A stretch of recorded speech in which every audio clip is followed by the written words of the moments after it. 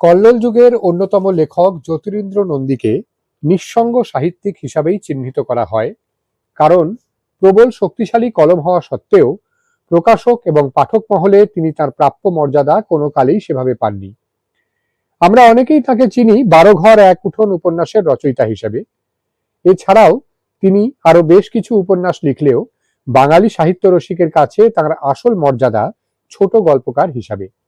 তার সমসাময়িক সাহিত্যিকদের লেখায় যখন সরাসরি উঠে আসছে সামাজিক বাস্তবতা, রাজনৈতিক দ্বন্দ্ব, অবক্ষয়, অসাম্যের বাস্তব চিত্র, তখন তিনি বেছে নিয়েছেন ব্যঙ্গ অথবা প্রচ্ছন্নতাকে, চরিত্র নির্মাণকে, যে চরিত্ররা সেই সমাজকে ধারণ করে আছে। এই বক্রভঙ্গি হয়তো সমকালীন পাঠক যথাযথ গ্রহণ করতে পারেননি, তাই মৃত্যুর মাত্র ২৫ বছর পরেই তার নাম চলে গেছে বিস্মৃতপ্রায় লেখকের তালিকায়। আজ আমাদের গল্পের আসরে সেই নিঃসঙ্গ লেখকেরই গল্প জীবন। গল্পটি প্রকাশিত হয়েছিল সাপ্তাহিক দেশ পত্রিকার ১৯শে অগ্রহায়ণ ১৩৭৭, ইংরেজি ৫ই ডিসেম্বর ১৯৭০ সংখ্যায়। আসুন শুনে নিই জ্যোতিরিন্দ্র নন্দীর ছোট গল্প জীবন, পাঠে আমি রৌহিন। চারদিক ফর্সা হয়ে গেল। ভোর। রাতই ভালো ছিল। একটা কালো পর্দার মতো ঝুলেছিল একটা ঢাকনা। বাপু, কি ঘুটঘুটে অন্ধকারই না গেছে। মাথার উপর বিস্তর তারা জ্বলছিল যদিও, কিন্তু সেসব অনেক দূরে, মাটি থেকে অনেক উঁচুয়ে। কাজেই তার কাজের কোনো রকম ব্যাঘাত ঘটেনি, নির্বিঘ্নে সব সারতে পেরেছে। ঘুটঘুটে অন্ধকার রাত, একটা কালো আবরণ, আর চারিদিকে এমন চুপচাপ থমথম করছিল। এই নীরবতাও একটা পর্দার মতো, আবরণের মতো তাকে ঘিরে রেখেছিল, যে জন্য নিশ্চিত মনে সে তার নিজের কাজ সমাধা করেছে। গোলমালের মধ্যে এসব হয় না। খারাপ লাগে, মনে হয় চারিদিকে জীবন, আর আমি কি করছি। জীবনের গোলমালের মধ্যে দিয়ে জীবন শেষ করা, চিরকালের মতো ফুঁ দিয়ে বাতি নিভিয়ে দেওয়া বিচ্ছিরি লাগে। না, কোনো শব্দ ছিল না চরাচরে, কেবল থেকে থেকে হাওয়া উঠে গাছের পাতা শোঁ শোঁ করছিল। কিন্তু সেটাকে শব্দ বলে মনেই হচ্ছিল না, আওয়াজ মনে হচ্ছিল না। মনে হচ্ছিল কেউ বড় বড় শ্বাস ফেলছে, যেন কেউ কারো নাক চেপে ধরে রেখেছিল, তারপর নাকটা ছেড়ে দিতে লম্বা লম্বা নিঃশ্বাস ফেলছে, বড় করে শ্বাস টানছে। রাত্রে সবকিছু অদ্ভুত অন্যরকম মনে হয়, কিন্তু এখন ভোর হয়ে গিয়ে অন্ধকার ঢাকনাটা সরে যেতে সব গোলমাল হয়ে যাচ্ছে নাকি। গাছে গাছে অসংখ্য পাখি কিচিরমিচির করছে, জীবনের কলরব। কাজেই লাশ দুটোর দিকে তাকাতে তার এত খারাপ লাগছিল। ছেলেটার চোখ দুটো কিছুতেই বুঝছে না। বউটা চোখ বুজে আছে। বউ জানতো এমন একটা কিছু করবে, মনে মনে ঠিক করেই সে দুজনকে নিয়ে বাড়ি থেকে পালাবার নাম করে এই জঙ্গলের মধ্যে চলে এসেছে। সন্ধ্যা সন্ধি তারা এখানে এসে পৌঁছেছিল। এই ডালপালা ছড়ানো গাছটার নিচে জায়গাটা একটু পরিষ্কার, কাঁটা ঝোপটোপ তেমন ছিল না। তিনজনে বসে পড়েছিল। তারপর সে ঠিক করলো রাতটা এই গাছতলাতেই থেকে যাবে। অন্ধকারে ঝোপঝাড়ের ভিতর দিয়ে ওইটুকুন একটা ছেলে নিয়ে হাঁটার কোনো মানে হয় না। অবশ্য আগেও হাঁটা হয়েছিল প্রচুর, প্রায় সারা দিনই তাদের হাঁটতে হয়েছে। কাজেই রাতটা এখানে থেকে যেতে বউও রাজি হয়েছিল। বেচারাও কি আর হাঁটতে পারছিল? না খেয়ে খেয়ে শরীরে ছিলই বাকি। তাছাড়া কদিন আগে আতুরে একটা সন্তান নষ্ট হয়েছে না। পুঁটুলিটার দিকে এখন তার চোখ পড়ল। যেমন এখন দিনের আলোয় সে বুঝলো এটা শিরীষ গাছ।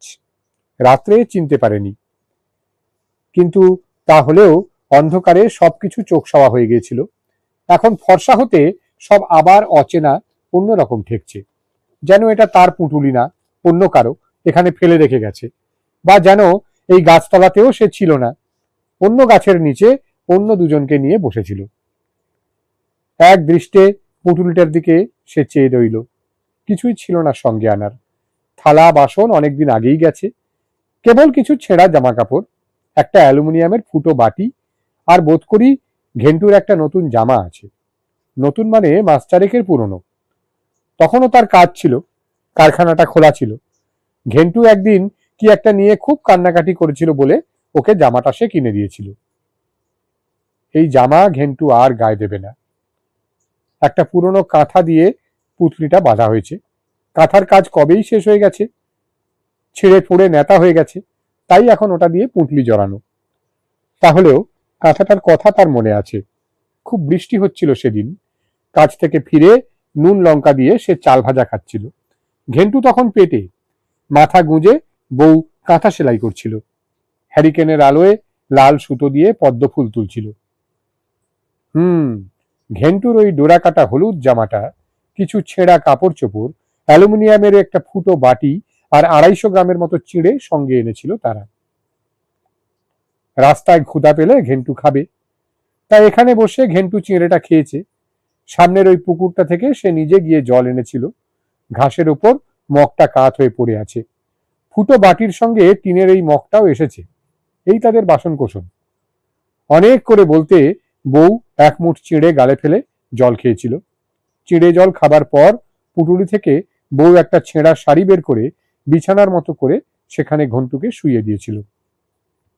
খেতে বসেই ঘেন্টু খুব ঢুলছিল।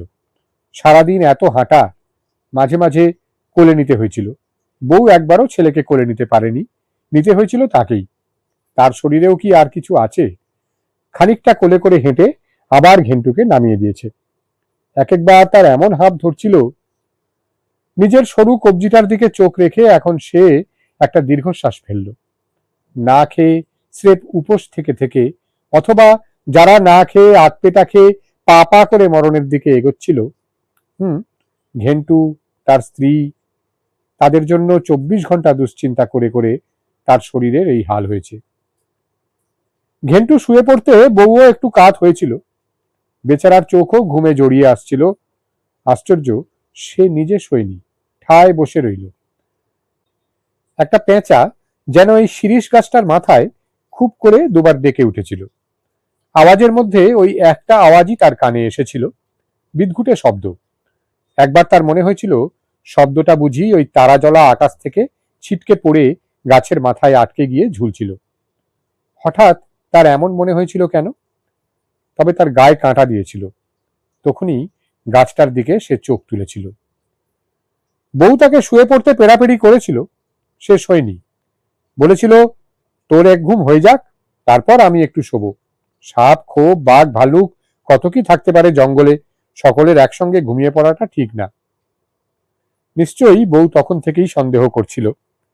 না, কেবল তখন থেকে হবে কেন, সন্দেহ করেছিল আগেই। নিশ্চয়ই পুটুলি বাঁধার সময় ছোড়াটা দেখে বেচারা কিছু আঁচ করেছিল। সব জিনিস যখন বেচে দিয়েছে, টিনওয়ালার কাছে ঘেন্টুর টিনের ভাঙাচোরা খেলনাগুলি পর্যন্ত, হঠাৎ এমন একটা চকচকে ছোড়া সে পেল কোথায়? আর ওটা নিয়ে কি কাজ হবে বউ কি একবারও ভাবেনি? নিশ্চয়ই ভেবেছিল। মুখ ফুটে কিছু বলেনি। মুখ ফুটে কোন দিনই বা ও কিছু বলতে পেরেছে? চিরকাল মুখ চোরা লাজুক মানুষ, এমন নিরীহ মেয়ে ছেলে তার কমই চোখে পড়ে। প্রায় 4 মাস ঘর ভাড়া বাকি পড়াতে বাড়িওয়ালা রোজ কুকুরের মতো তাড়িয়ে দিতে চাইছিল। তখন বউকে সে একদিন বলেছিল তাদের নিয়ে গোবিন্দপুরে তার মামার কাছে চলে যাবে। মামার চাষবাস আছে, সেখানে গিয়ে সে খেটে খাবে। 2 মাসের ওপর তার কারখানা লক আউট হয়ে বন্ধ হয়ে গিয়ে বেকার থেকে থেকে দুটো প্রাণীকে নিয়ে সে মরতে বসেছিল। হুট করে একদিন মামার কথা বলতে বউ কি বিশ্বাস করেছিল? কারণ এমন এক মামা আছে, তার কোন গোবিন্দপুর গায়ে আগে তো তার মুখে শোনা যায়নি কখনো। কাজেই বউ তখন থেকেই সন্দেহ করতে আরম্ভ করেছিল। নিশ্চয়ই এমন কোনো জায়গায় সে তাদের নিয়ে যাচ্ছে যেখান থেকে তারা আর কোনো দিন ফিরবে না, বা যেখানে গিয়ে পৌঁছবার পর তাদের আর বাঁচবার দরকারই হবে না। রক্ত মুখে তুলে একটা কাজ, একটা চাকরি জোটাবার জন্য তাকেও আর ছোটাছুটি করতে হবে না। কিন্তু ঠিক এই গাছতলায় আজ রাত্রের মধ্যেই যে ব্যাপারটা সে সেরে ফেলবে, এটা হয়তো বউ চিন্তা করতে পারেনি। আগে সে বউয়ের বুকেই ছোড়া বসিয়েছিল, কেননা সে এটা জানতো বউয়ের যদি ঘুমটা ভেঙেও যায় তবু বেচারা চেঁচামেচি করবে না। ঘেন্টু জেগে গিয়ে ভয় পাবে এই ভেবে চুপ করে থাকবে, চুপ করে থেকেই মরবে। অসম্ভব ধৈর্য রাখত মানুষটা। অবশ্য ঘেন্টুটাও আর জাগেনি। ফুসফুসের কাছে ছোড়াটা পুচ করে একটুখানি বসিয়ে দেওয়ার সঙ্গে সঙ্গেই বন্ধ হয়ে গেছে। আর শ্বাস ফেলেনি, ঘুমের মধ্যেই মরেছে। তবু এখন দিনের আলোয় দেখা যাচ্ছে ঘেন্টুটা খোলা চোখে চেয়ে আছে। বউয়ের চোখ দুটো একদম বোজা। তার খুব ইচ্ছে করছিল ধারে কাছে তুলসী পাতা থাকলে ছিঁড়ে এনে ঘেন্টুর চোখ দুটো ঢেকে দেয়। বউয়ের বোজা চোখের পাতায়ও তুলসী পাতা দেওয়া যেত, আত্মাটা একটু শান্তি পেত। কোথায় আর এখন তুলসী গাছ খোঁজাখুঁজি করবে? চোখ ঘুরিয়ে এদিক ওদিক দেখল সে। পূব দিকটায় ডালিম দানা ফেটে পড়ার মতো অবস্থা, এক্ষুনি রোদ উঠবে। দিনের আলোটাই তার খারাপ লাগছিল। আর রাজ্যের পাখির কিচিরমিচির। সারা রাত কোথায় ছিলি ইতরের দল? চোখ তুলে গাছটার দিকে তাকিয়ে সে ভেংচি কাটার মতো চেহারা করল। তারপর একদলা থুতু ফেলল। রাত জাগার দরুন মুখের ভিতরটা লবণ লবণ লাগছে। অবশ্য জিভের স্বাদ ফাদ নিয়ে এখন আর সে মাথা ঘামায় না। এখন একটা মূল ভাবনা তার মাথার ভিতরটা গোলমাল করে দিচ্ছে, যে জন্য দিনের আলো ফুটবার সঙ্গে সঙ্গে সে ঘেন্টুর মার চোখের ভিতরটা দেখতে চেয়েছিল। ঘেন্টু বুঝতো না, 5 বছরের অবোধ শিশু। ওর দিকে তাকিয়ে থাকা, চোখ বুজে থাকা এক কথা। কাজেই ছোঁড়া যে মরে গিয়েও ঘোলাটে চোখে তার দিকে চেয়ে আছে, এই জন্য মোটেই সে পরোয়া করে না। ভাবছিল এই মেয়েটির কথা, যাকে একদিন নরসিংপুর গ্রাম থেকে বিয়ে করে এনে ঘরে তুলেছিল, যার নাম কাজল। যদি ঠিক এই সময়টায় ও চোখ মেলে দেখত যে তার ঘরের পুরুষ এখনো এই গাছটার নিচে চুপচাপ বসে আছে, একটার পর একটা বিড়ি টানছে, কেমন ভয়ানক চমক খেত, অবাক হতো না? তাই তো পুঁটলির ভেতর ছোড়া দেখে এবং রাতারাতি তাদের দুজনকে নিয়ে কোন এক মামার কাছে সে যাচ্ছে শুনে বেচারা ঠিকই সন্দেহ করেছিল। কিন্তু তার সন্দেহটা কি কেবল তাদের দুজনকে নিয়েই হয়েছিল? যে মানুষটা হাঁটিয়ে হাঁটিয়ে মাইলের পর মাইল তাদের নিয়ে যাচ্ছে, সেই পুরুষকে নিয়েও কি তার সন্দেহ ছিল না? নিশ্চয়ই ছিল, না হয়ে যায় না। কেননা এই পুরুষ 24 ঘন্টা তাদের খাওয়া পড়ার চিন্তা মাথায় নিয়ে ঘুরে ঘুরে শরীর পাত করছিল, দরজায় দরজায় ঘুরছিল একটা কাজের জন্য, চাকরির জন্য, কোথাও ভরসা পায়নি। রাত্রে ঘরে ফিরে দেওয়ালে মাথা ঠুকেছে।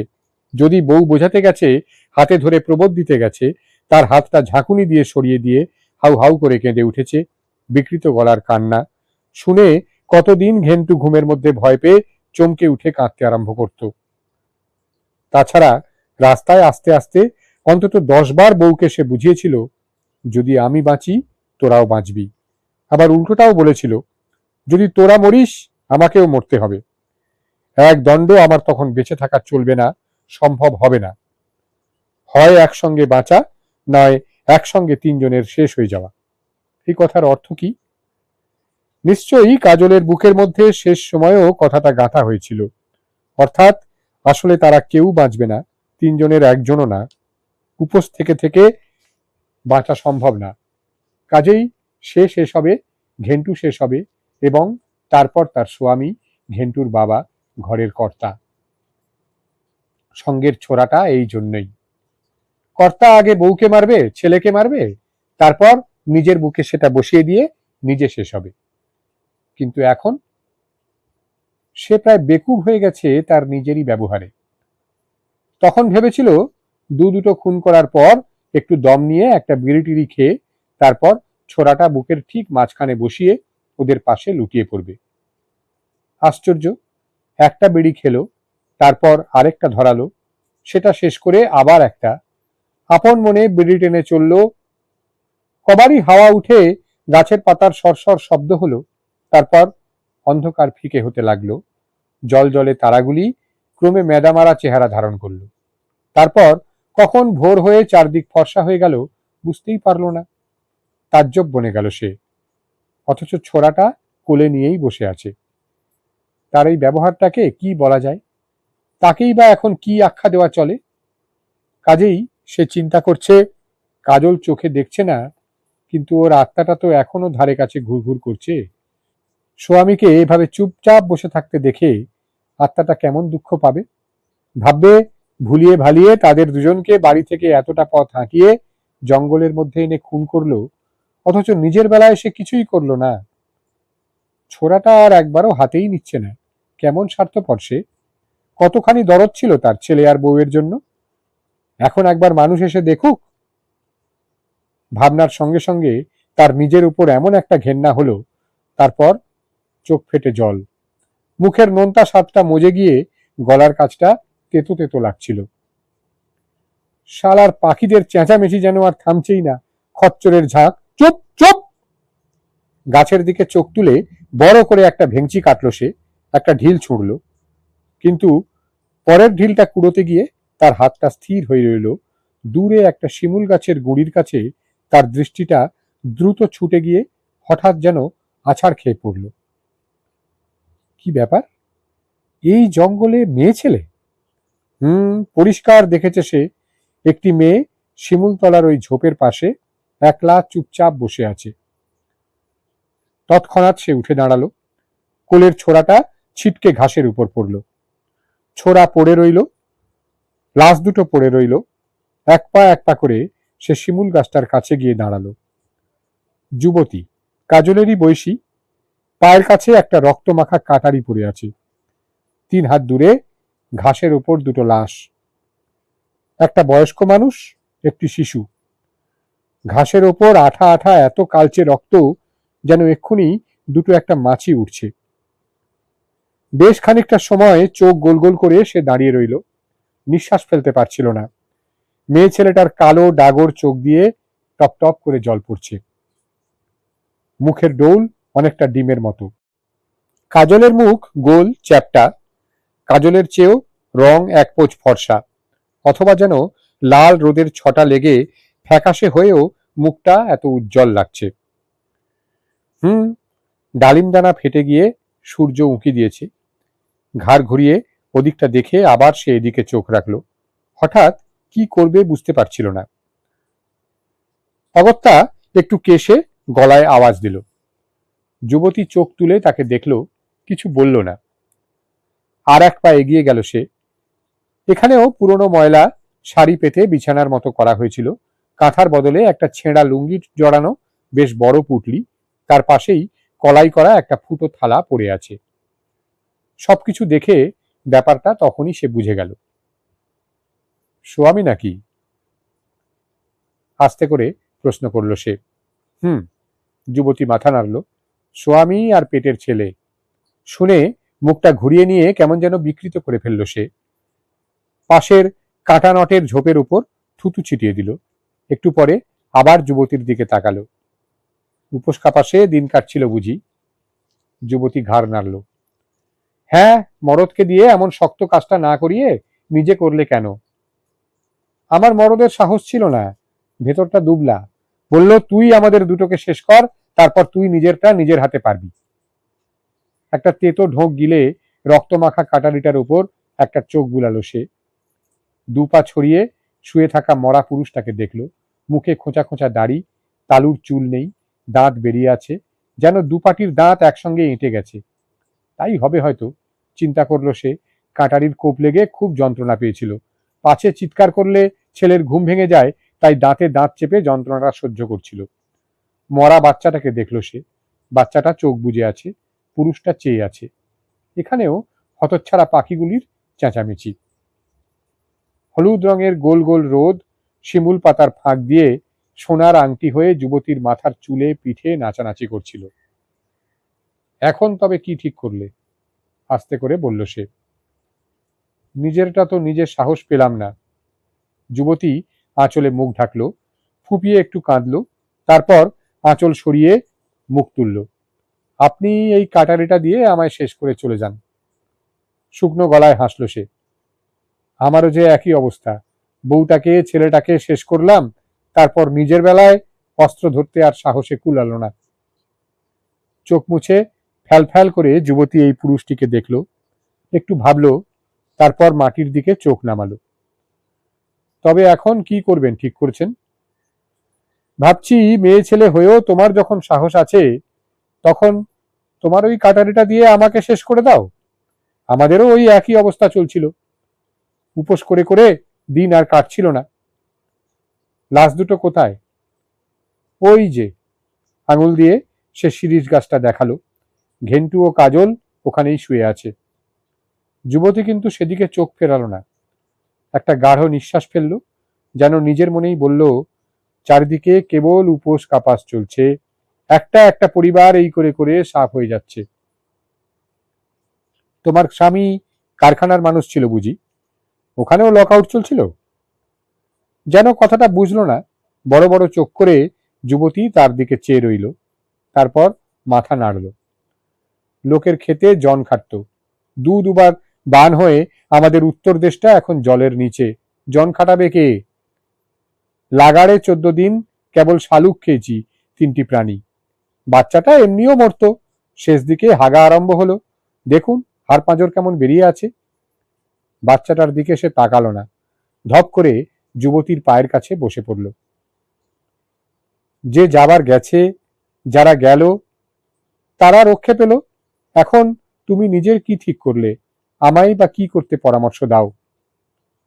ঘাড় গুঁজে পায়ের নখ দিয়ে যুবতী ঘাস খুঁড়ছিল, এক দৃষ্টে চেয়ে দেখল সে। বোঝা যায় একদিন রক্ত টুসটুস করত ওই পলকা নরম নখের নিচে, ওপরে গোলাপি আভা ফুটত। উপসে কাপাসে সবকটা নখ এখন মরা মাছের আঁশের মতো চেহারা ধরেছে। ঘাস খটা শেষ করে যুবতী করুণ চোখে তার মুখটা দেখল। আমি মেয়ে ছেলে, আমি আপনাকে কি পরামর্শ দেব? আমারটাই আমি বলছি, কাটারি দিয়ে কুপিয়ে আমায় শেষ করুন, না হলে স্বামীর কাছে আমার অধর্মের শেষ থাকবে না, চিরটা কাল তার চোখে পাপী হয়ে থাকব। আবার দাগর চোখের কোণে জল দাঁড়ালো। পারবো না। ঘাসের দিকে চোখ রেখে সে জোরে জোরে মাথা ঝাঁকালো। তোমার ওই নরম গায়ে আমি কাঁটারি ছোঁয়াতে পারবো না। চোখে জল নিয়ে যুবতী হঠাৎ কেমন করে জানি হাসল। আপনি পারবেন না, আমি কি আপনার গায়ে অস্ত্র তুলতে পারবো? তবে কি করা? বিরক্ত হয়ে সে আরেক দলা থুতু ছেটালো। পাখির কিচিরমিচির অনেকটা কমেছে, রোদের কোলে সাদা সাদা মেঘ দেখা দিয়েছে, জোরে হাওয়া ছাড়ল। সেদিকে চোখ রেখে যুবতী উদাস গলায় বলল, আপনি আমায় বিনাশ করতে পারছেন না, আমি আপনাকে বিনাশ করতে পারছি না। তবে তো দেখছি নতুন করে বাঁচার কথাই ভাবতে হয়, নতুন করে জীবন শুরু। তাই আমি চাইছি সুন্দরী, তাই আমায় করতে দাও। খপ করে যুবতীর হাতটা সে মুঠোর মধ্যে টেনে নিল। যুবতী ঈষৎ লাল হলো, ঘাড় নিচু করে বলল, কিন্তু পেটের ভাতের জন্য, গায়ের কাপড়ের জন্য আবার যে আপনাকে রক্ত মুখে তুলে ছুটাছুটি করতে হবে গো মশাই। এবার সে থমকে গেল। গাছের আগায় একটা কাঠঠোকরা ঠক ঠক করে কাঠ ঠোকরাচ্ছিল। জ্যোতিরিন্দ্র নন্দীর ছোট গল্প জীবন এতক্ষণ শুনলেন আমার কণ্ঠে। গল্প কেমন লাগলো, পাঠ কেমন লাগলো, সবকিছু জানাবার জন্য চট করে চলে আসুন মন্তব্যের বাক্সে অথবা ফেসবুকের পাতায়। কোনো গল্প শোনার ইচ্ছে থাকলেও চটপট জানিয়ে ফেলুন, পরে সেটিও পড়ার চেষ্টা অবশ্যই করব। ভালো লাগলে একটু লাইক আর শেয়ারের অনুরোধ থাকলো, আর সাবস্ক্রাইব যদি না করে থাকেন এখনো, তাহলে করে ফেলুন। চ্যানেলের গল্প, উপন্যাস সবেরই আপডেট পেতে থাকবেন নিয়মিত। ভালো থাকুন সবাই, গল্পে, আড্ডায়, পড়ায়, শোনায় থাকুন, ভাবনায়, চেতনায় থাকুন। দেখা হবে শিগগিরই আবার। আজ আসি,